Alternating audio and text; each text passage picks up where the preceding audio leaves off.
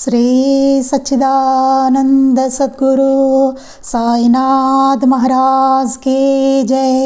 श्री सच्चिदानंद सद्गुरु अलिवेलु मंगम्म सहित भरद्वाज महाराज की जय।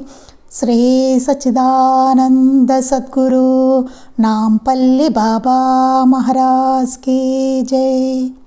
जय साई मास्टर। ఈరోజు సత్సంగంలో మనం నేను దర్శించిన మహాత్ములు 2 అవధూత శ్రీ చీరాల స్వామి చరిత్ర మనం చదువుకుంటున్నాం. రచన పూజ్యశ్రీ ఆచార్య ఎక్కిరాల భరద్వాజ మాస్టర్ గారు. అందులో నిన్న మనం అధ్యాయం 1 మొదలు పెట్టాము.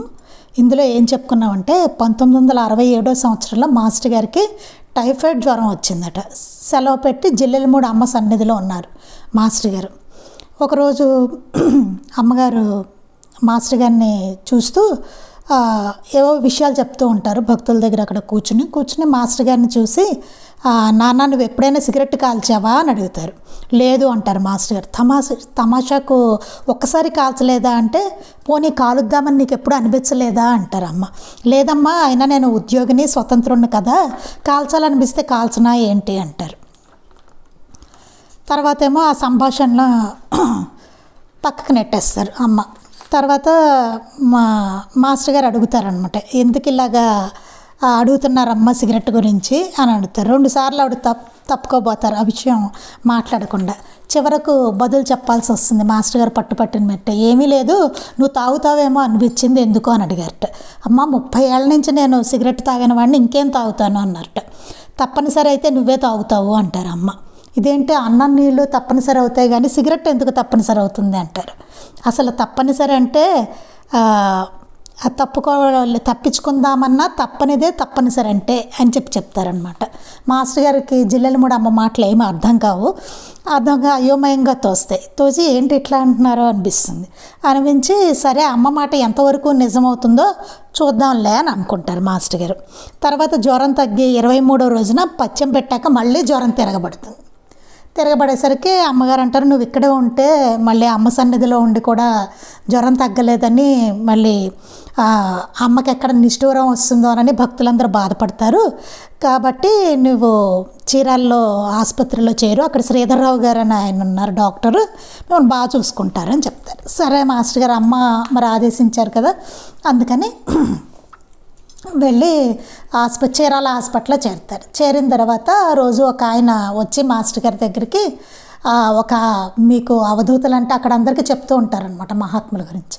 అప్పుడు ఆయన వచ్చి అంటారు, మీకు అవధూతలు అంటే చాలా ఇంట్రెస్ట్ ఉంది కదా మీకు, అందుకని ఈ ఊళ్ళో ఒక ఆయన ఉన్నారు, ఆయన 25-30 సంవత్సరాల నుండి చీరాల్లో తిరుగుతూ ఉన్నారు, ఆయన గుర్తులు చెప్తే మీకు ఎవరైనా చెప్తారు అక్కడ ఎక్కడున్నారో, అక్కడికి మీరు వెళ్ళి చూడండి, ఆయన మన్నాడే అని చెప్తారు. చెప్తే ఆయన అందరూ గొప్పవాడు అంటూ ఉంటారు, కానీ ఆయన మహాత్ముడు గొప్పవాడు అన్నది తెలీదు నాకు అని అంటాడనమాట. కానీ అందరూ అంటూ ఉంటారు అని అంటారు. అనేసరికి మాస్టర్ గారు ఏం చేస్తారు, సరేనని అక్కడ మారుతి రామారావు గారు అని ఒక ఆయన సోదరులు అంటే ఫ్రెండ్ ఒక ఆయన ఉంటే ఆయనతో మాట్లాడతారనమాట.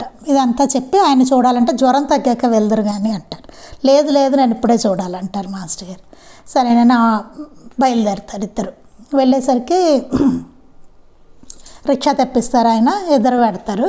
వెళ్ళేసరికి ఒక హోటల్ పెంకుటిల్లు అడుగు మీద వాకిళ్ళు పెంకుల పంచలో గోడను అనుకుని కూర్చుంటారు. మాస్టర్ గారికి ఏమో ఆయన చాలా వికృతంగా ఉన్నారని అనిపిస్తుంది. తర్వాత ఏమో ఆయన వర్ణన అంతా ఉంటుంది, ఆయన ఎట్లా ఉన్నారు ఏంటి, మాసిపోయిన బట్టలు, గడ్డం, అప్పుడే ఇడ్లీ తినడం వల్ల ఆ మూతి మీద నోటి మీద ఆ గడ్డానికి చేతికి ఇడ్లీ పలుకులు చట్నీ అంటుకుని ఉండడం, అలా అంత ఆయనకి పెద్ద బోధకాలు, మోకాల నుంచి కింద వరకు బోధకాలు, ఇవన్నీ చూస్తారనమాట. ఇవన్నీ వర్ణించుకుంటూ వస్తారు మాస్టర్ గారు. సరే వెళ్ళొస్తాం స్వామి నమస్కారం అంటే ఆయన మాట్లాడరు, అసలు పట్టించుకోరు మాస్టర్ గారిని. అప్పుడు సరే ఇంకెందుకులేని వెళ్ళొస్తాను స్వామి నమస్కారం అంటారు. సరే అని తల ఊపుతారు ఆయన. ప్రతి నమస్కారంగా చేతులు కలిపి ఆయన కూడా నమస్కారం పెడతారు. తర్వాత వీళ్ళు హాస్పిటల్కి వచ్చేస్తూ ఉంటారు. వచ్చేస్తుంటే వాని గురించి మీరు ఏమంటారని మారుతి అడుగుతారు. మహాత్ములే అయి ఉండవచ్చు, ఎందుకంటే ఆయన సన్నిధి చిత్తశాంతిని కలిగిస్తుంది. ఎక్కడైతే అలా చిత్తం మనకి శాంతం అవుతుందో, ప్రశాంతం అవుతుందో వాళ్ళు జ్ఞానులని అర్థం అని రమణ భగవాన్ చెప్పారు. అందుకని ఆయన అవ్వచ్చు అని చెప్పి అంటారు. కానీ నేను మరొకసారి చూస్తే కానీ నేను చెప్పలేను ఆయన్ని అనుకుంటారు. తర్వాత మళ్ళీ 2-3 రోజుల తర్వాత స్వామిని మళ్ళీ అక్కడే దర్శిస్తారు. అప్పుడు ఏమవుతుందంటే అప్పుడు కూడా అసలు పట్టించుకోరు. ఆయన పట్టించుకోకపోతే బాబా నామాన్ని 100 సార్లు స్మరించే లోపల ఆయన నాకు ప్రసాదం ఇవ్వాలి అనుకుంటారు. మాస్టర్ గారు 30 సార్లు స్మరించారో లేదో ఆయన ఒక సిగరెట్టు అగ్గిపెట్టె ఇచ్చి కాల్చమంటారు. మాస్టర్ గారికి ఏమో అలవాట్లేదు, అయినా ప్రసాదంగా వచ్చింది కదా సరే తీసుకుని కాలుస్తారు. అప్పుడు గుర్తొస్తుంది, జిల్లెలమూడి అమ్మ చెప్పింది తప్పక చేయవలసి వస్తుంది అనేసి, తప్పనిదే అదే అని అది గుర్తొస్తుంది మాస్టర్ గారికి. ఓహో ఇదేనా అనుకుంటారు. అనుకుని ఓహో నేను జ్వరం రావడము, నాకు ఇక్కడ స్వామి దర్శనం ఉందని చెప్పడము, అలాగా ఇదంతా ఒక లీల అన్నమాట. లీలగా జరిగింది.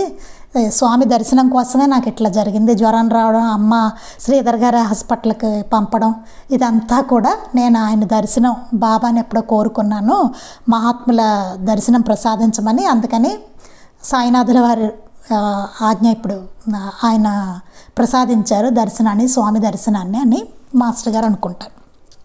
తర్వాత మాస్టర్ గారికి ఆయన ఇడ్లీ తినిపిస్తారనమాట. అసలే జ్వరంతో ఉంటారు, ఆయన టైఫాయిడ్ జ్వరంతో ఎలాగోలా నేతిలో దాన్ని ముంచుకుని తింటారనమాట. ప్రసాదం మరి తినాలి కదండి. తర్వాత చట్నీ కారపొడి కూడా తినమంటారు, అది కూడా ఎట్లా తింటారు. తర్వాత దోశ తినిపిస్తారు, ఏదో ఉప్మా తినిపిస్తారు, తర్వాత కాఫీ తాగిస్తారు, మళ్ళీ పాలు తాగిస్తారు మాస్టర్ గారి చేత. తర్వాత ఇంకా బాబాయ్ నేను తినలేనని మనసులో అనుకుని దండం పెట్టుకుంటారు మాస్టర్ గారు.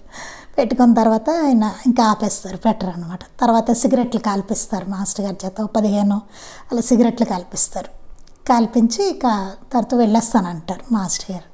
అంటే వెళ్ళరమ్మని చెప్తారనమాట ఆయన. సరే అని మాస్టర్ గారు ఇంకా బయలుదేరుతారు.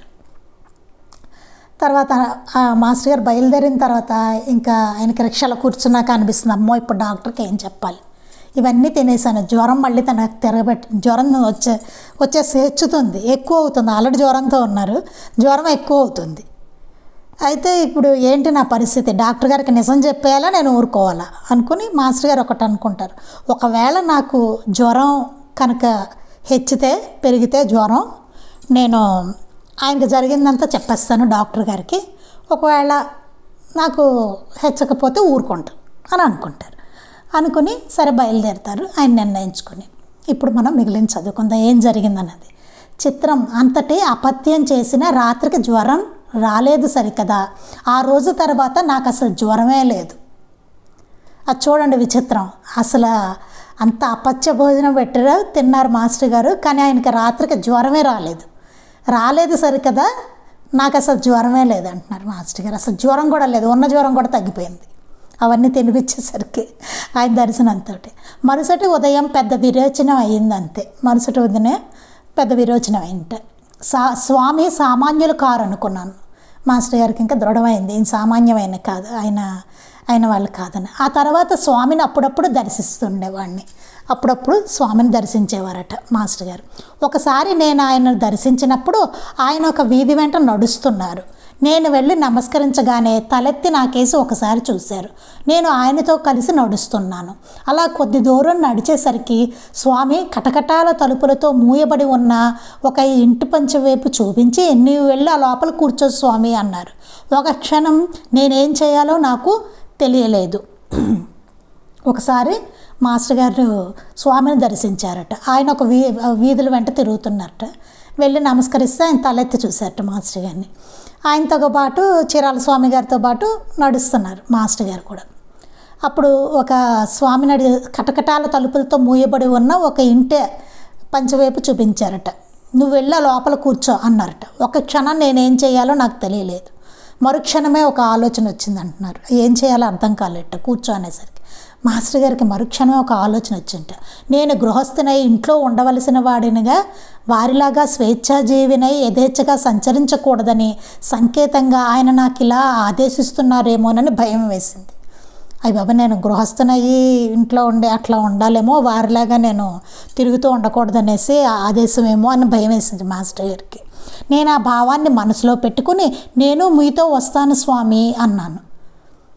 స్వామి నేను కూడా వస్తానన్నట్ట మాస్టర్ గారు. ముందు వద్దన్నట్లు తల ఊపారు, ముందు వద్దన్నారట. నేను తిరిగి అదే మాట అనడంతో ఆయన మౌనంగా నా కళ్ళలోకి చూచి తిరిగి నడవసాగారు. ఆయన నన్ను ఆ ఇంటి వరండాలో కూర్చోమని మళ్ళీ హెచ్చరించనందుకు లోపల సంతోషిస్తూ ఆయనతో అడుగులు కలిపాను. స్వామి సన్నిధిలో నాకు కలిగే చిత్తశాంతి చాలా గాఢమై నన్ను తీవ్రంగా వారి వైపుకు ఆకర్షించేది. మాస్టర్ గారి దగ్గరికి ఎప్పుడు స్వామి సన్నిధికి వెళ్ళినా చాలా ప్రశాంతంగా చిత్తశాంతి అనుభవం అవుతూ ఉండేదన్నమాట. అది మాస్టర్ గారిని చాలా ఆకర్షించింది. నేను జిల్లెలమూడి అమ్మ ఆజ్ఞపై బాపట్ల కాలేజీలో రాజీనామా ఇచ్చి జిల్లెలమూడిలో ఉంటుండేవాడిని. జిల్లెలమూడి అమ్మ ఆజ్ఞ ప్రకారం బాపట్లలో అప్పుడు మాస్టర్ గారు ఉన్న కాలేజీలో రాజీనామా చేసేసారు, రిజైన్ చేసేసి జిల్లెలమూడి వచ్చి ఉన్నారు.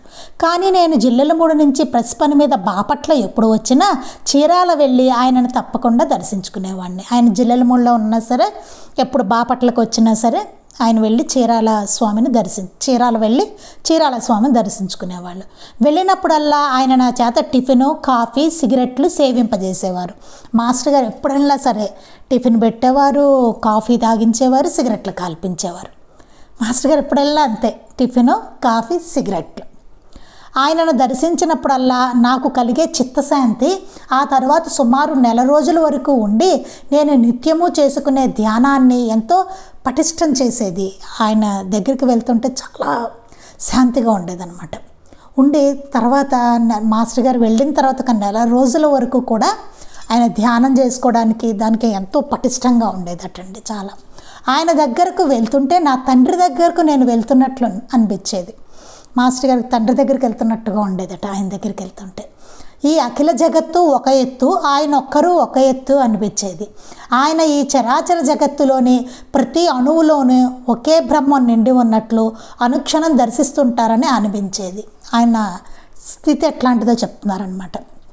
ఈ చరాచర జగత్తులో ప్రతి అణువులోనూ ఒకే బ్రహ్మం నిండి ఉన్నట్లు అనుక్షణం దర్శిస్తూ ఉన్నట్టుగా అనిపించేది. ఆయన ప్రతి దాంట్లోనూ ఒకటే ఉన్నది, అంతా ఒక్కటే అన్న దాన్ని ఆయన చూస్తూ ఉన్నట్టుగా, ఆయన దర్శిస్తున్నట్టుగా అనిపించేది అనమాట. మాస్టర్ గారు చెప్తున్నారు ఇక్కడ. కానీ మనకేమనిపిస్తుందండి, వేరువేరుగా అనిపిస్తూ ఉంటుంది. ఇది కుర్చీ, ఇది బల్ల, లేకపోతే వీళ్ళు మనిషి, అది జంతువు, అట్లా ఉంటుంది. అలా కాకుండా ఈయనకి ఎలా అనిపించిందట, ఈ చరాచర జగత్తులోని ప్రతి అణువులోనూ, మొత్తం ఈ జగత్తులో ప్రతి అణువులోనూ ఒకే బ్రహ్మం నిండి ఉన్నట్లుగా ఆయన దర్శిస్తున్నారని అనిపించేదట. ఆయన మౌనముద్ర ఈ జగత్తులోని శబ్దానికి, నిశ్శబ్దానికి ఆధారమైనట్లు తోచేది. ఆయన చాలా మౌనంగా ఉండేవారు కదా. ఆ మౌనం ఎలా ఉండేది, ఎలా అని చెప్తున్నారు, ఈ జగత్తులో శబ్దానికి, నిశ్శబ్దానికి కూడా ఆధారంట ఆయన మౌనం. చూడండి ఎంత అద్భుతంగా ఉందో. ఆయన తల నుండి వేలాడే జడలు సృష్టి అనే మర్రి చెట్టు ఊడల్లాగా నిత్య పరిణామం ద్వారా నిత్య నూతనత్వాన్ని చెందుతూ ఉంటే, సృష్టి అనే మర్రి చెట్టు అంతటా వ్యాపించి ఉన్న బ్రహ్మ చైతన్యం భక్తుల మీది కృపచేత వారిని ఉద్ధరించడానికి సృష్టి నుండి ఆవిర్భవించే పరిపూర్ణ మహాత్ముల రూపాల్లాగా కనిపించేవి. ఆ జడలు, ఆయనకంతా జుట్టంతా అలా ఉండి జడలు కట్టేసి ఉండేది కదా, అది మర్రి చెట్టులు ఊడల్లాగాట ఉండి నిత్యం పరిణామం ద్వారా నిత్య నూతనత్వాన్ని చెంది ఉండే సృష్టి, ఈ సృష్టి అనే మర్రి చెట్టు అంత వ్యాపించి ఉన్నట్టుగా ఆయన భక్తుల మీద కృపచేత ఉద్ధరించడానికి ఈ సృష్టి నుంచి ఆవిర్భవించిన పరిపూర్ణమైన మహాత్ములుగా రూపాలుగా అది అనిపిస్తూ ఉండేదట. ఆయన తన ఒక చేతివేళ్లను మరొక చేతివేళ్ల కణుపులతో నొక్కు తింటేనో, అప్పుడప్పుడు పళ్ళు గట్టిగా బిగించేస్తుంటేనో ఆ చేష్టలు నిగూఢ యోగ ప్రక్రియలుగా నాకు తోచేవి.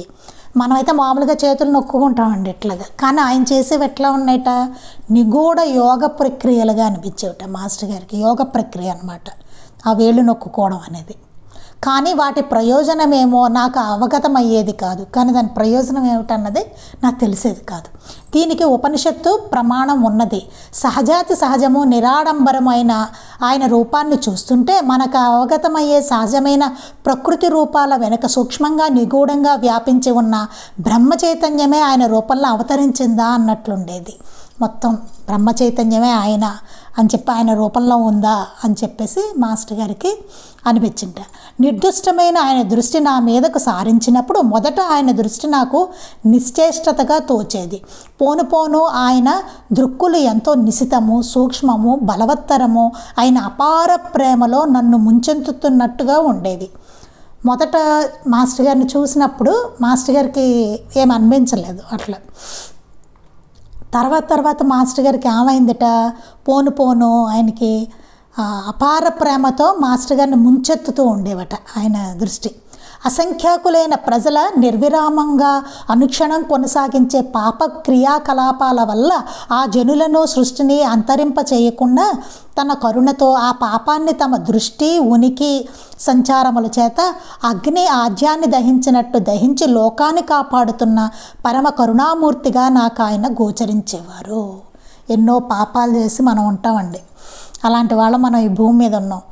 మన కోసం ఆయన దత్తస్వామియే అవధూతగా, అలాగే చీరాల స్వామిగా ఆయన వచ్చి మన ఎన్నో పాపక్రియల వల్ల ఈ సృష్టిని అంతరింపజేయకుండా ఉండడానికి ఆయన కరుణతో మన పాపాలని ఆయన దృష్టి, ఆయన సంచారం చేత, ఆయన చూపుతోటి ఆయన సంచారంతో తిరుగుతూ ఉంటారు కదా, ఆ సంచారం చేత అగ్ని ఆజ్యాన్ని దహించినట్లుగా ఆయన మన పాపాలన్నిటినీ ఆయన కరుణతోటి ఆయన దహిస్తున్నారు అని చెప్పి లోకాన్నంతా కాపాడుతున్నారు అని మాస్టర్ గారికి అనిపించింట. సృష్టికి అనుక్షణము అంతటి మహత్తరమైన శ్రేయస్సు చేకూరుస్తూ కూడా అందులోని జీవుల చేత గుర్తింపబడక, అట్టి ఆశ కూడా లేక గుర్తించని వారి ఏవగింపులను, దూషణలను అసమాన ప్రేమతో స్వీకరిస్తూ వీధుల యందు తిరిగే ఆ స్వామిని చూస్తుంటే కృతజ్ఞతతో నా హృదయం కుంగి నాకు నేనే సూక్ష్మాతి సూక్ష్మమైన ఒక ధూళి రేణువుగా గోచరించేవాడిని. చాలా బాగా చెప్తున్నారు చూడండి మాస్టర్ గారు. ఎంత మేలు చేస్తున్నారు మనకి. ఆయన సంచరిస్తూ ఆయన రావడమే చాలా గొప్ప విషయం. అట్లా వచ్చి ఆయన మన పాపాలను దహిస్తున్నారు ఆయన సంచారం చేత, ఆయన దృష్టితోటి, ఆయన సన్నిధితోటి ఆ పాపాలను ఉన్నారు. కానీ ఎవరి నుంచి ఏమీ ఆశించడం అనేది లేదు, ఏ ఆశ లేదు. ఆయన గుర్తించాలి అందరూ అని కూడా లేదు, ఎవరిని పట్టించుకోరు. అట్లా నన్ను అందరూ గుర్తించాలి అన్న తలంపు ఉండదు ఆయనకి. పైగా ఏంటి, అందరి యావగింపులు ఆయన చూసి అసహించుకుంటారు అందరూ. ఆయన అవతారం చూసి దూషణలను తిడతారు కూడాను. ఏంటిట్టా తిరుగుతున్నారనో ఏదో రకరకాలుగా తిట్టుకుంటారు. అసమాన ప్రేమతో స్వీకరిస్తూ ఆయన కానీ వాటినన్నిటినీ ప్రేమతో స్వీకరిస్తున్నారట. వీధుల యందు తిరిగి ఆ స్వామిని చూస్తుంటే మాస్టర్ గారు అర్థమైంది కాబట్టి కృతజ్ఞతతో ఆయన హృదయం నిండిపోయిందట. మాస్టర్ గారికి అది ఏమిటో అర్థమైంది కాబట్టి కృతజ్ఞతతో ఆయన హృదయం నిండిపోయిందిట. నాకు నేనే సూక్ష్మాతి సూక్ష్మమైన ఒక ధూళి రేణువుగా గోచరించేవాడిని. ఒక దుమ్ములో ఉండే ఒక రేణువులాగా అనిపించింది. నేను అంతే కదా అని అనిపించిందట మాస్టర్ గారికి. చూడండి, ఇంకా మనమేమిటి అసలు. అది అంతటి మహాత్ముని కృపను ఎలా కోరాలి, ఎలా పొందాలి? మరి అంతటి గొప్ప మహాత్ముడి కృపను మనం ఎలా కోరాలి, ఎలా పొందాలి అంటున్నారు. అంతటి గొప్ప ఆయన. అలాంటి ఆయన్నే ఆయన కృప ఎట్లా పొందాలి, మనం ఎలా కోరాలి, అసలు ఎట్లా పొందాలి అంటున్నారు. ఒకవేళ ఆయన ప్రసాదించిన తట్టుకోగల శక్తి నాకున్నదా? ఒకవేళ ఆయన ప్రసాదించారే అనుకోండి, నాకు అసలు నేను తట్టుకోగలనా అంటున్నారు. ఇలా ఎన్నెన్నో అర్థం లేనట్టు భావాలతో నా హృదయం నిండిపోయేది. మాస్టర్ గారు గట్ట రకరకాలైన భావాలు ఆయన గురించి వస్తూ ఉండేట. స్వామి దేహక్షాళనం ఏనాడు చేసుకునేవారు కాదు, ఎప్పుడు స్నానం చేసేవారు కాదు. ఆయన బహిర్దేశానికి వెళ్ళినా, ఏదైనా ఆహారం స్వీకరించినా దేహాన్ని కడుక్కునేవారే కాదు. ఆయన బహిర్దేశానికి వెళ్ళినా సరే, అంటే బాత్రూమ్కి ఏదైనా ఆహారం స్వీకరించినా, ఏదైనా తిన్నా సరే ఆయన కడుక్కునేవారు కాదు. అలా ఉండేవారు. అసలు ఎవరైనా వెళ్తారండి, మొహం కడుక్కోపోతేనే కష్టం మాట్లాడడం ఎవరితోనైనా. ఆయన మొహం కడుక్కోడు, స్నానం చేయరు, బాత్రూమ్కి వెళ్తే కడుక్కోవడం లేదు, అవి ఏమీ లేవు ఆయనకి. మరి అలాంటి ఆయన ప్రసాదం ఇస్తే తీసుకోవడం కానీ, ఆయన దగ్గర నుంచోవడం కానీ, దండం పెట్టడం కానీ సాధ్యమా? మామూలు వాళ్ళకి సాధ్యమా? అసలు ఎన్ని భావాలు వస్తాయి, ఎంత కష్టం. మనస్ఫూర్తిగా చేయగలమా? ఆయన కట్టుకున్న గుడ్డలు చెప్పలేనంతగా మాసి ఉండేవి. ఆ గుడ్లన్నీ మాసిపోయి ఉండేవిట. రోడ్డు మీద, రోడ్డు పక్కన చెత్త కుండీల పక్కన, మురుగు కాలువల పక్కన, శ్మశానంలోనూ, తాళం వేసి ఉన్న ఇండ్ల పంచెల మెట్ల మీద, వరండాలలోనూ కూర్చునేవారు. వాళ్ళు అసలు మహాత్ములు ఉండే ప్రదేశాలు, ఇట్లా అవధూతలు ఉండే ప్రదేశాలు ఇంకా ఇట్లాంటి ప్రదేశాల్లో వాళ్ళు ఉంటారండి. రోడ్డు మీద ఉంటారు, రోడ్డు పక్కన ఉంటారు, చెత్త కుండీల పక్కన ఉంటారు, మురుగు కాలువల పక్కన, శ్మశానంలోనూ, ఎక్కడైనా తాళం వేసి ఉంటే ఆ మెట్ల మీద, వరండాల్లోనూ కూర్చునేవారట. బుద్ధి పుట్టినప్పుడు ఎక్కడ కూర్చుని ఉంటే అక్కడే పడుకునేవారు. కండ్లు పుసికట్టి నీరు కారుతున్నా దాన్ని తుడుచుకునేవారు కారు. కళ్ళంతా పుసులు కట్టేసి నీరు కారుతున్నా సరే తుడుచుకోవడం అనేది లేదు ఆయనకి. ఇతరులను తొడవనిచ్చేవారు కారు. ఎవరైనా ఇతరుల భక్తులు ఉంటారు కదా, వాళ్ళు తుడుద్దామన్నా తొడవనిచ్చేవారు కట్ట. ఎప్పుడైనా ఎవరైనా బలవంతాన తొడవబోతే నీకెందుకయ్యా అంత బాధ అని నివారించేవారు. ఆయన సామాన్యంగా ఎప్పుడు ఎవరితోనూ మాట్లాడేవారు కాదు. సామాన్యంగా ఆయన మాట్లాడేవారు కాదు. తనకు తోచినప్పుడు ఎదుటపడ్డ వ్యక్తిని ధర్మం చేయయ్యా అని చేయి చాపేవారు. తోచినప్పుడు మాత్రం ధర్మం చేయి అని చేయి చాపేవారట. వారు ఇవ్వకపోతే ఆయన ఏమీ అనేవారు కాదు. వెంటనే ఆయనకు మరెవరైనా డబ్బు ఇవ్వకపోతే కొందరి వద్ద తీసుకునేవారు, కొందరి వద్ద వద్దని నిరాకరించేవారు. ఎవరైనా డబ్బులు ఇవ్వకపోతే తీసుకునేవాళ్ళు కాదు. ఎవరైనా కొందరి దగ్గర తీసుకునేవాళ్ళు, కొందరి దగ్గర తీసుకునేవాళ్ళు కాదు. బాబా చూడండి, దక్షిణ స్వీకరించడం, కొందరి దగ్గర తీసుకునేవాళ్ళు, కొందరి దగ్గర తీసుకునేవాళ్ళు కాదు. ఆయన గొడ్డలు శరీరము అంత మురికిగా ఉన్నప్పటికీ ఆయన సమీపాన ఈగలు ముసరడం కానీ దుర్గంధం కానీ ఏమీ ఉండేవి కాదు. ఆయన గొడ్డలు శరీరం అంత మురికిగా ఉన్నా సరే ఆయన మీద ఈగలు చేరడం కానీ వాసన రావడం కానీ ఉండేది కాట. ఒక్కొక్కప్పుడు తనలో తాను పక్కపక్క నవ్వుకునేవారు. ఆయన ఇట్లా ఉంటే ఏమనుకుంటారండి? ఆయనలో ఆయన నవ్వుకుంటూ గట్టిగా నవ్వుకుంటూ ఉండేవారట. పిచ్చివాళ్ళు అనుకోరు చూసి. అరుదుగా పక్కవారికి వినిపించినంత నెమ్మదిగా ఏదో గొణుక్కోవడం కూడా కద్దు, ఏమో గొణుక్కుంటూ కూడా ఉండేవారట. పక్క వాళ్ళగా వినపడదు అట్లా. సూర్యాస్తమ సమయంలో తన దగ్గర ఎవరూ ఉండటం ఆయనకి ఇష్టం లేనట్టుగా తోచేది. ఇంకా ఈవినింగ్ ఎవరిని ఉండనిచ్చేవారు కాదు సూర్యాస్తమ సమయానికి. ఆ సమయంలో పళ్ళు పటపటా కొరుకుతూ 2 చేతివేళ్లను ముడిచి ఒక చేతివేలు కణుపులతో మరొక చేతివేలు కణుపులను గట్టిగా నొక్కి రాస్తుండేవారు. ఆ టైంలో సూర్యాస్తమ సమయంలో అప్పుడు ఆయన చేతివేళ్లను నొక్కుతూ రాస్తూ ఉండేవారు. ఈ కారణంగానే కాబోలు వేళ్ళు కణుపులు పైభాగాలు కాయలు కాసి ఉండేవి. అవన్నీ అస్తమానం అట్లా నొక్కుతూ ఉండడం వల్ల పైన మనకు వేళ్లపైన కణుపులు ఉంటాయి కదా, వాటి మీద కాయలు కాసేసేట ఆయనకి. భక్తులు ఎవరైనా ఆయనకి నమస్కరించినప్పుడు ఒక్కొక్కప్పుడు ప్రతి నమస్కారం చేసేవారు, ఒక్కొక్కప్పుడు నిర్లిప్తంగా ఊరుకునేవారు. ఆయనకు బుద్ధి పుట్టినప్పుడు భక్తులతో అగ్గిపెట్టే సిగరెట్టు, బీడీలు, అగరవత్తులు, కర్పూరం తీసుకురా స్వామి అనేవారు. అవి తీసుకురాగానే కర్పూరం నేల మీద పెట్టి వెలిగించి ఆ మంటలోనే అగరత్తులన్నీ వెలిగించి అవి చివరిదాకా మండిపోయేదాకా చేత్తో పట్టుకునే కూర్చునేవారు. ఆ మంటల్లోనే ఖాళీ అగరొత్తి పెట్టెలను, పై కాగితాలను కాల్చేవారు. ఆ తర్వాత సిగరెట్ కాల్చేవారు. అట్లా ఉండేదన్నమాట ప్రొసీజర్. ఒక్కొక్కప్పుడు ఎవరైనా నమస్కరిస్తే కనుక ప్రతి నమస్కారం చేసేవాళ్ళు, తిరిగి ఆయన నమస్కరించేవారు. ఒక్కోసారి ఊరుకునేవారట. బుద్ధి పుడితే మాత్రం భక్తులను ఎవరైనా అగ్గిపెట్టే సిగరెట్లు, బీడీలు, అగరత్తులు, కర్పూరం ఇవన్నీ తీసుకురమ్మని అవన్నీ వెలిగించేసేవారు అనమాట. ఆ వెలిగించిన తర్వాత అందులో సిగరెట్టు వెలిగించుకుని కాల్చుకునేవారు. ఆయన సిగరెట్టు కాల్చే పద్ధతి వింతగా ఉండేది. తడవకు 3 సార్లు చొప్పున క్లుప్తంగా త్వరగా దమ్ము పీలుస్తూ అలా 3 సార్లు అంటే మొత్తం 9 సార్లు పీల్చేసి ఆ సిగరెట్ను నేల మీద పెట్టి ఇంకొక సిగరెట్ను వెలిగించేవారు. ఆయన మొత్తం 9 సార్లు దమ్ము పీల్చేసేవారట. పీల్చేసి దాన్ని నేల మీద పెట్టేసి ఇంకో సిగరెట్ వెలిగించేవారట. కాల్చేసిన సిగరెట్లను ఒకదాని వెనుక ఒకటి వరుసగా నేల మీద పెట్టేవారు. ఒక్కొక్కప్పుడు సిగరెట్లను, బీడీలను అలాగే అక్కడే వదిలేసి అక్కడి నుంచి లేచి వెళ్ళిపోయేవారు.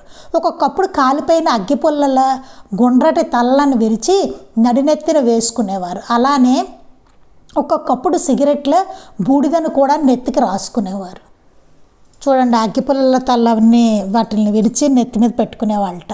ఒక్కొక్కప్పుడు సిగరెట్ బూడిదను తీసుకుని దాన్ని కూడా నెత్తికి రాసుకునేవారట. అప్పుడప్పుడు కాలుతున్న సిగరెట్లతో చేతివేలు కణుపుల మీద ఉన్న బొడిపెలను కాల్చి చుర్రుమన్నప్పుడు పక్కన నవ్వుకునేవారు. అమ్మో, ఇది చూడండి, ఆ బొడిపెల మీద కాయలు అవన్నీ వచ్చేసాయి కదా, వాటిని కాల్చుకునేవారటండి. అది చుర్రుమంటుంది కదా, అప్పుడు నవ్వుకునేవారట. సిగరెట్లను తను కాలుస్తూ ఒక్కొక్కప్పుడు భక్తునికి ఒక సిగరెట్ ఇచ్చి కాల్చుకోమనేవారు. ఆయన కాలుస్తే ఎవరైనా భక్తులు ఉంటే వాళ్ళకు కూడా ఒక సిగరెట్ ఇచ్చి కాల్చుకోమనేవారు. ఒక్కోసారి సిగరెట్లు ఇచ్చి దాచుకోమనేవారు, ఒకసారి దాచుకోమనేవారు, ఒకసారి కాల్చుకోమనేవారు. ఒక్కొక్కప్పుడు ఖాళీ సిగరెట్ పెట్టెలను, అగరొత్తి అట్టపెట్టెలను భక్తులకు ఇచ్చి ఇవి జేబులో పెట్టుకోవయ్యా అనేవారు. స్వామి సన్నిధి చాలా అద్భుతమైనది. ఆయన సమక్షంలో కూర్చోగానే చిత్తం చెప్పలేనగా శాంతిని పొందేది. అంతేకాదు కొన్ని గంటలు ఆయన సమక్షంలో ఉంటే ఆ సన్నిధి ప్రభావం తర్వాత 1-2 నెలల దాకా ఉంటూనే ఉండేది. ఆ 1-2 నెలల్లో మళ్ళీ ఆయనను దర్శించకపోయినా ఆయన సన్నిధిలో ఉన్నట్లే ఉంటూ మనస్సు నిరంతరం ధ్యాన స్థితిని అనుభవించేది. మాస్టర్ గారు ఆయన సన్నిధికి వెళ్తే కనుక 1-2 నెలల వరకు ఆ సన్నిధి అలా అనుభవం అవుతూనే ఉండేదిటండి. అది అంటే అక్కడ ఉన్నా సరే, వేరే చోట ఉన్నా సరే అనిపించేట. మనసేమో నిరంతరం ధ్యాన స్థితిని అనుభవించేట. ఎప్పుడు ధ్యాన స్థితికి వస్తూ మనసు చాలా ప్రశాంతంగా ఉండేట. నేను బాపట్ల కాలేజీలో ఉద్యోగం చేస్తుండగా ప్రతి వారం ఆయన దర్శిస్తుండేవాడిని. బాపట్ల కాలేజీలో మాస్టర్ గారు ఉద్యోగం చేసేటప్పుడు ప్రతి వారం దర్శించేవారట మాస్టర్ గారు. సామాన్యంగా నేను ఆయన దర్శనానికి వెళ్ళినప్పుడు నేను చీరాల చేరిన 10-15 నిమిషాల్లో నాకు ఆయన దర్శనం లభించేది. ఎప్పుడైనా సరే అక్కడికి వెళ్తే, అంటే వీధుల్లో తిరుగుతూ ఉంటారు కదా, ఎక్కడ ఉంటారో మనకు తెలియదు. ఒక్కోసారి కనిపిస్తారో ఒకసారి కనిపించడం అట్లా ఉంటుంది. అందుకని ఎప్పుడు మాస్టర్ గారు వెళ్ళినా 10-15 నిమిషాల్లో ఆయన అక్కడ కనిపించి దర్శనం ఇచ్చేవారు, దర్శనం లభించేది. కానీ ఎవరైనా నాతో కూడా తీసుకుని వెడితే, ఎవరినైనా వెళ్ళినట్లయితే ఆయన కోసం చాలాసేపు వెతకవలసి వచ్చేది. ఎవరినైనా తీసుకెళ్తే మాత్రం ఆయన కోసం వెతకాల్సి వచ్చేట, దర్శనం అయ్యేది కట్ట. ఒకసారి ఒక మిత్రునితో కలిసి ఆయన దర్శనార్థం వెళ్ళాను. ఎవరినో తీసుకుని ఫ్రెండ్ని మాస్టర్ గారు చీరాల స్వామి దర్శనంకి వెళ్ళారట. ఉదయం 9 గంటల నుంచి మధ్యాహ్నం 3 గంటల వరకు వెతికినా ఆయన జాడ మాకు దొరకలేదు. ఉదయం 9 నుంచి మధ్యాహ్నం 3 వరకు వెతికారటండి. అంతసేపు వెతికినా ఆయన ఎక్కడున్నారో కనబడలేట. దర్శనం అవల, ఊరంతా తిరిగారు వాళ్ళు, ఆయన ఎక్కడా కనబడలేదు. అప్పుడు ఆ మిత్రుడు అలసిపోయి నిరాశతో నన్ను విడిచి వెళ్ళిపోయాడు. ఇంకా అతనికి పక్కన మిత్రుడికి నీరసం వచ్చి వెళ్ళిపోయాట నిరాశతో. అతడు వెళ్ళిన కొద్ది క్షణాల్లోనే మేము అప్పుడే వెతికిన వీధిలోనే రోడ్డు పక్కన కూర్చుని స్వామి కనిపించారు. వీళ్ళంతా తిరిగి వచ్చిన ఆ వీధిలోనే అతను వెళ్ళిపోగానే అక్కడే కనిపించారట. అతను వెళ్ళిపోయిన తర్వాత, ఏం స్వామి మీరు ఇక్కడ కూర్చున్నారా అన్నాను. అన్నారు. ఏం స్వామి మీరు ఇక్కడ కూర్చున్నారా అన్నారట మాస్టర్ గారు. అన్నారట ఆయన. స్వామి మేము మీకోసం చాలాసేపు వెతికామే, మీరు ఎక్కడున్నారు అన్నాను. మీకోసం చాలాసేపు వెతికాము, మా ఫ్రెండు నేను వచ్చి అసలు మీరు ఎక్కడున్నారా అన్నాను. ఆయన ఏమీ మాట్లాడకుండా నా కేసు జాలిగా చూశారు. మాస్టర్ గారి కేసు జాలిగా చూశారట ఆయన. నా మాటలు వింటున్న ఒక దుకాణదారును నాతో, అదేంటండి స్వామి ఇందాకటి నుంచి ఇక్కడే కూర్చుని ఉన్నారు కదా, మీరు ఇందాక ఎవరితోనో కలిసి అటూ ఇటూ తిరుగుతూ స్వామిని పలకరించకుండా పోతుంటే మీరు వేరే తొందర పని మీద వెళ్తున్నారు కాబోలు అనుకున్నాను అన్నాడు. ఎంత ఆశ్చర్యం చూడండి. మాస్టర్ గారు అటే వెళ్ళారు, ఇద్దరు మాట్లాడుకుంటే అటే వెళ్ళాడు, స్వామి అక్కడే కూర్చుని ఉన్నారట. ఆ షాప్ అతను చెప్తున్నాడు, ఇక్కడే ఉన్న ఆ దుకాణదారు అంటున్నాడు, ఇక్కడే ఉన్నారు కదా, అదేంటండి మీరు ఏదో తొందరగా వెళ్తున్నారేమో, స్వామిని పలకరించట్లేదు, ఏదో పని మీద తొందరగా వెళ్తున్నారేమో అనుకున్నాను, మీరు ఎవరితోనో మాట్లాడితే ఇలాగే కదా మీరు వెళ్ళారు, స్వామి ఇక్కడే కూర్చుని ఉన్నారు కదా అని అన్నట్టు. లేదండి వీరి కోసమే వెతుకుతున్నాను అన్నాను. లేదండి నేను స్వామి కోసమే వెతుకుతున్నానండి అన్నారట మాస్టర్ గారు. ఆ వర్తకుడు ఆశ్చర్యంతో ఏమో అన్నట్లు చేతులు తిప్పాడు. ఏం అర్థం కాలట. అదేంటి మీరేమో స్వామి గురించి వెతుకుతున్నారు, ఆయన అక్కడే కూర్చుని ఉన్నారు, కనిపించకపోవడం ఏంటి స్వామి అని అనుకున్నారు. వెంటనే నేను స్వామిని నమస్కరిస్తుంటే నా జేబులోంచి ఒక పావలా బిళ్ళ జారి స్వామి ముందుకు దొర్లింది. దాన్ని వెంటనే స్వామికి దక్షిణగా సమర్పించాను. కొద్దిసేపు అయ్యాక స్వామి దాన్ని మళ్ళీ తిరిగి నాకు ఇస్తున్నారు. నా వల్ల ఏదైనా పొరపాటు జరిగిందా అన్నాను. ఆయన ప్రేమగా నా కళ్ళల్లోకి చూస్తూ లేదని తల ఊపి తిరిగి చెయ్యి చాపి ఆ పావలాన్ని తీసుకున్నారు.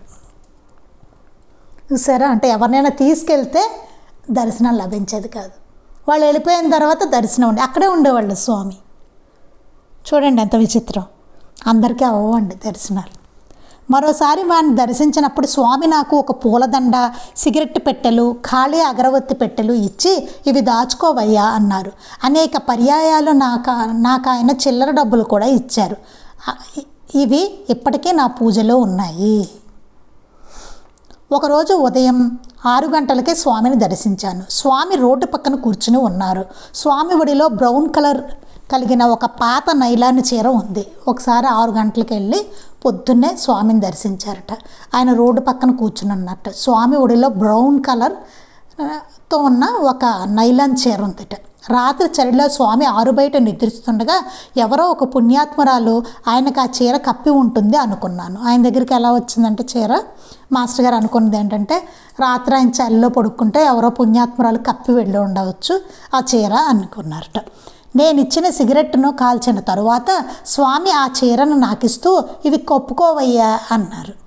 మాస్టర్ గారు సిగరెట్ ఇచ్చారట స్వామికి. అది కాస్తున్నారట. స్వామి కాల్చేసి ఆ తర్వాత ఆ చీర ఉంది కదా, ఆ చీర ఏమో మాస్టర్ గారికి ఇచ్చారట. ఇచ్చి ఇది కప్పుకోవయ్యా అన్నారు.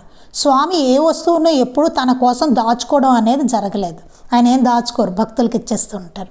ఆయన ప్రసాదించిన తక్కిన వస్తువులతో పాటు ఆ చీర కూడా ఇప్పటికీ నా పూజలో ఉంది. ఇప్పటికీ మాస్టర్ గారు ఆయన ఇచ్చిన వస్తువులన్నీ పూజలో పెట్టుకున్నారు. అలాగే ఆ చీరను కూడా ఆయన ప్రసాదంగా దాచుకున్నారు పూజలో. ధ్యానం సరిగ్గా జరగక మనసు కలత చెంది ఉన్నప్పుడు దాన్ని కప్పుకుంటే వెంటనే చిత్తం శాంతించి స్వామి సన్నిధిని అనుభవించడం జరుగుతూ ఉంటుంది. మాస్టర్ గారికి ఎప్పుడైనా ధ్యానం సరిగ్గా జరగకపోతే కనుక ఆ చీర తీసి కప్పుకుంటే కనుక చాలా చిత్తం ఆయనకి శాంతించి స్వామి సన్నిధి అనుభవం అయ్యేటండి ఆ చీర కప్పుకుంటే. కొందరు మిత్రులు పెద్దలు నేను గృహస్థ జీవితాన్ని స్వీకరించాలని స్వామి అభిప్రాయమని వ్యాఖ్యానించారు. నాకు మాత్రం అది కేవలం స్వామి కప్పుకున్న పవిత్ర వస్త్రం. కొంతమంది చెప్పారట, మిత్రులు పెద్దవాళ్ళు అన్నారట, అలా స్వామి మీకు చీరిచ్చారంటే అర్థం ఏంటంటే మీరు గృహస్థాశ్రమాన్ని స్వీకరించాలి అని అని స్వామి మీకు చెప్తున్నారు అనేసి మాస్టర్ గారితో అన్నారట. కానీ మాస్టర్ గారు అంటున్నారు నాకు మాత్రం అది కేవలం స్వామి కప్పుకున్న పవిత్ర వస్త్రం అంటున్నారు అన్నమాట. 2-3 సార్లు డాక్టర్ శ్రీధర్రావు గారు నాతో పాటు స్వామిని దర్శించినప్పుడు స్వామి వారికి ఒక సిగరెట్ని ఇచ్చారు. అప్పుడు డాక్టర్ గారు వారిని స్వామి మీరు మా ఇంటికి ఒకసారి దయచేస్తారా అని అడిగారు. స్వామి రానన్నట్లు తల ఊపారు. ఆ శ్రీధర్రావు గారు వచ్చి స్వామి మా ఇంటికి వస్తారంటే రానన్నారట ఆయన. డాక్టర్ గారు వస్తే ఒకసారి డాక్టర్ గారి ఆసుపత్రిలోనే కాంపౌండర్గా పనిచేసే సోదరుడు చంద్రం తనకు అటువంటి మహాత్ముల కృప లభించే మార్గం చెప్పమని నన్ను కోరాడు. అప్పుడు అలాంటి మహాత్ముల కృప ఎట్లా లభిస్తుందని చంద్రం అనే అతను కాంపౌండరు ఆసుపత్రిలో అతను మాస్టర్ గారిని అడిగట. శ్రీ షిరిడి సాయి చరిత్ర పారాయణ కంటే వేరే మార్గము నాకు తెలియదని చెప్పాను. బాబా చరిత్ర పారాయణ చేయడం ఒక్కటే, వాళ్ళ కృపకు పాత్రలు అవ్వాలంటే వారి కృపకు సాయి చరిత్ర పారాయణ చేయడం ఒకటే, ఆ మార్గమే అంతే, అంతకన్నా వేరేది లేదని చెప్పాను అంటున్నారు. అనతి కాలంలోనే చంద్రం ఆ పుస్తకాన్ని తెప్పించుకొని అనేక సార్లు పారాయణ చేశాడు. బాబా చరిత్ర తెప్పించుకొని చాలాసార్లు పారాయణ చేశాట. పారాయణ పూర్తి కాగానే స్వామి తనకై తానే తిన్నగా ఆసుపత్రిలోకి వచ్చి తమకు భోజనం తెప్పించమని అడిగారు. ఎప్పుడు పారాయణ పూర్తయిందో వెంటనే స్వామి ఆసుపత్రికి వచ్చేసారట. వచ్చేసి భోజనం తెప్పించమని చంద్రాన్ని అడిగారట. అప్పటి నుంచి స్వామి అనేక సార్లు ఆసుపత్రికి వస్తూ ఉండేవారు. ఎప్పుడైతే చంద్రం పారాయణ మొదలుపెట్టేసి చేయడం పూర్తయిందో అప్పటి నుంచి స్వామి అలా హాస్పిటల్కి వస్తూనే ఉండేవారట. చంద్రాన్ని అడిగి సేవ చేయించుకునేవారు. ఆయనే అతని దగ్గరికి వచ్చారు చూడండి, సేవ చేయించుకునేవారట.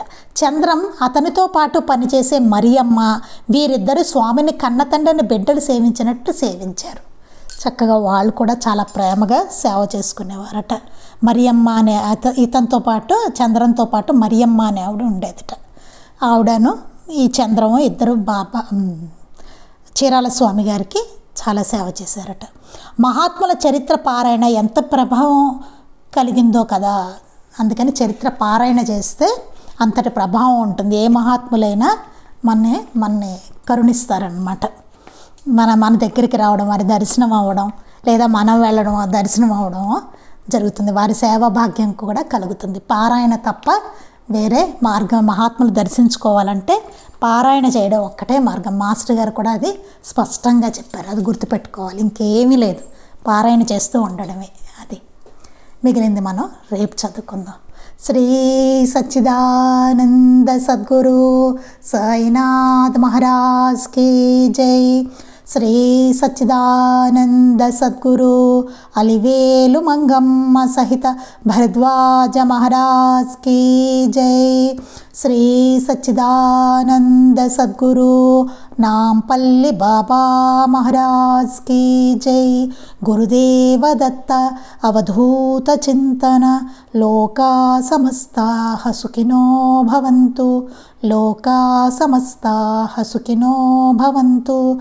లోకా సమస్తాః సుఖినో భవంతు. జై సాయి మాస్టర్.